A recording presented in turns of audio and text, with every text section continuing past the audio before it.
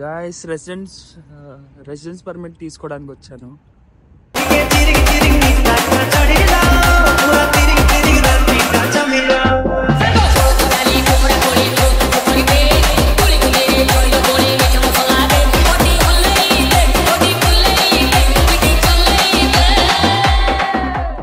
ఇంత మంచి ప్లేస్ ఇక్కడ ఉందని చెప్పి ఇప్పుడు దా తెలియదే.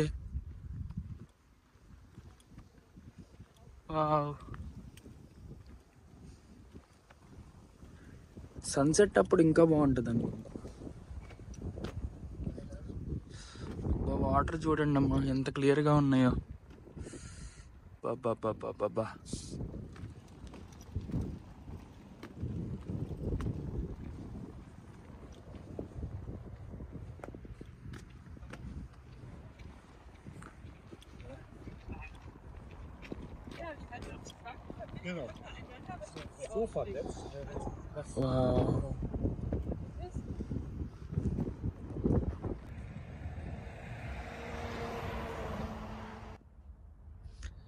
ఎక్కడో ఊరి చివరి పెట్టాడు ఈ ఆఫీసులన్నీ.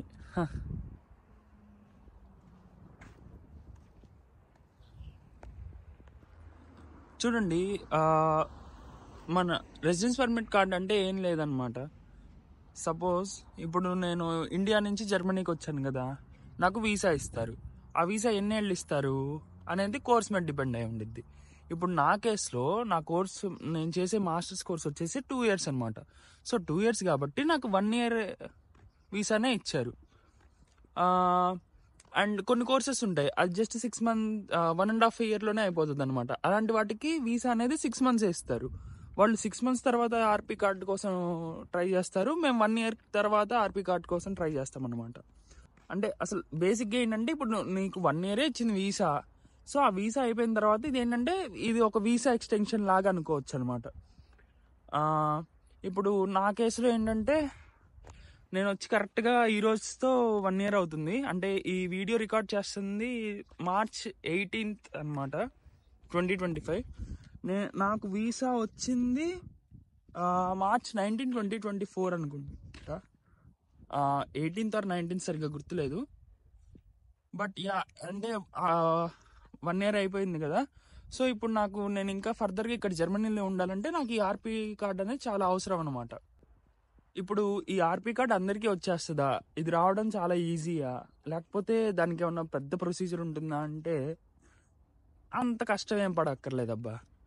ఇప్పుడు జనరల్గా ఏంటంటే, ఆర్పీ కార్డ్ నీకు కావాలి అంటే ఫస్ట్ నువ్వు ఇక్కడ లైక్ రెస్పెక్టివ్ వీసా ఆఫీసర్స్ ఉంటారు. వాళ్ళకి ఏంటంటే నువ్వు మెయిల్ పెడతావు అనమాట. ఆ మెయిల్ కూడా ఎలా పెట్టాలంటే, ఏదో డైరెక్ట్ ఒక ఆర్గనైజేషన్కి నువ్వు మెయిల్ పెట్టినట్టు కాదు. అంటే ఇప్పుడు నీ ఇనిషియల్ని బట్టి నీకు ఒక పర్సన్ అసైన్ చేసి ఉంటారు. సపోజ్ నా ఇనిషియల్ ఎస్ అనమాట.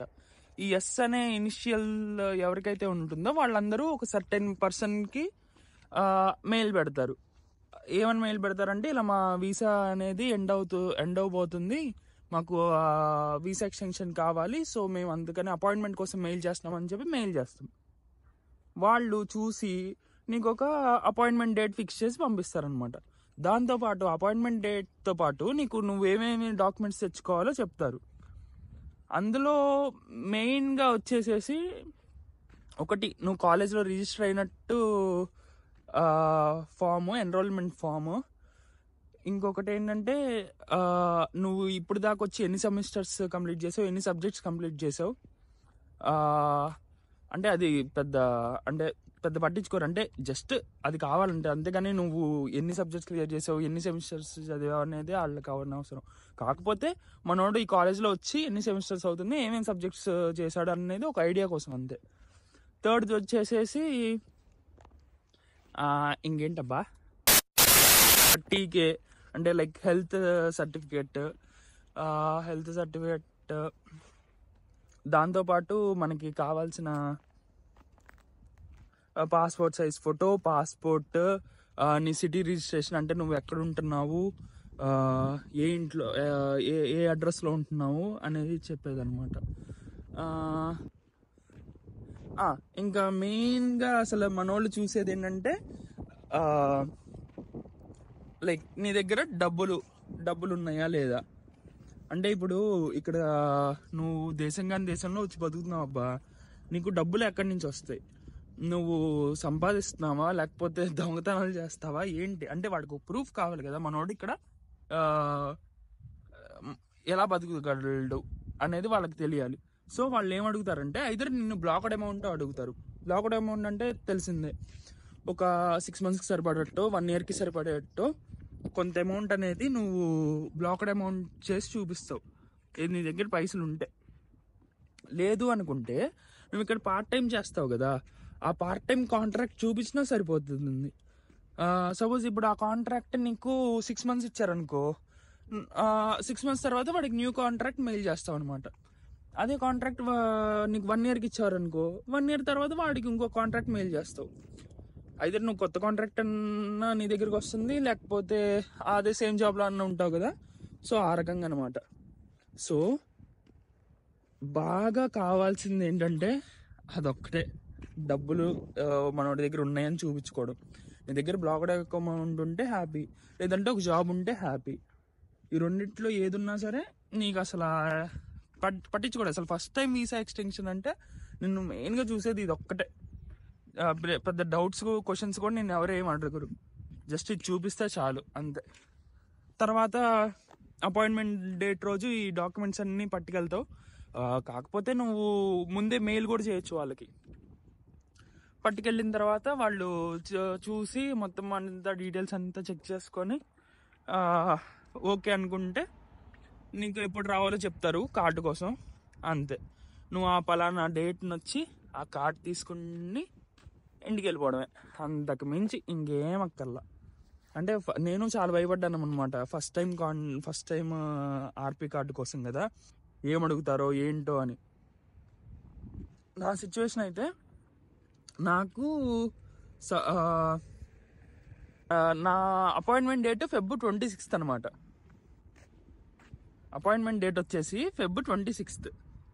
నాకు Feb 13th వరకు జాబ్ లేదు. Feb 13th రోజు జాబ్ వచ్చింది. ఆ కాంట్రాక్ట్ పట్టుకొని ఆడి దగ్గరికి వెళ్ళాను. మళ్ళీ భయం, ఈడెక్కడ బ్లాక్డ్ అమౌంట్ అడుగుతాడా అని.